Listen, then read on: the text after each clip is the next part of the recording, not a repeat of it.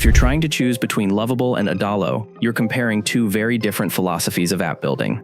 Both aim to make creating apps easier, but they go about it in completely different ways. Let's break down how they work, where they shine, and which one might be better for you. Lovable works by letting you describe what you want in plain language. You might say, I want a social feed with user login, comments, and notifications, and it will scaffold the entire app for you. That includes the front-end, back-end, database logic, and API wiring. What makes Lovable stand out is that the result is real, editable code. You're not locked inside a no-code box. If you want to customize later, dive deeper, or even replace parts, you can. Adalo takes a different approach. It's a no-code mobile and web app builder, where you drag and drop components, set up screens, bind data, and design logic visually. You don't write code, you assemble modules. Adalo handles user authentication, data operations, API connections, and interface design inside its visual environment. It's approachable and accessible, especially for non-technical users. Lovable's biggest advantage is the mix of speed and flexibility. You can go from an idea to a functioning MVP faster than with traditional coding, but you're not boxed in because you still have access to the underlying code. That means you can evolve your project and scale it in ways most no-code platforms don't allow.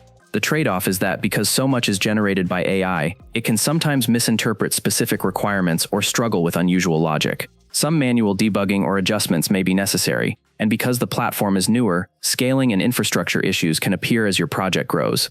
Adalo's biggest strength is its predictability and ease of use. For apps that follow common patterns, like marketplaces, dashboards, social apps, or directory-style products, you can build a lot with no code at all. The visual approach gives you confidence because you can see exactly what's happening in your workflows. But the limits become clear when you want to push beyond standard features. Highly custom logic, complex states, or advanced performance optimizations can be difficult. And since you usually don't get raw exportable code, migrating or customizing outside the platform can be challenging. So which one should you choose? Lovable is a great choice if your project needs both logic and interface, and you want the freedom to evolve into something more complex later. It's especially useful if you need more than just forms and lists, things like custom workflows, API orchestration, or deeper integrations. Adalo, on the other hand, makes the most sense if your app fits into well-defined patterns, and you just want to build something functional quickly without worrying about code. It's a friendly option for experiments, MVPs, or apps that don't require heavy customization. The bottom line is this: Lovable gives you more flexibility and room to grow, while Adalo gives you simplicity and confidence within its no-code environment.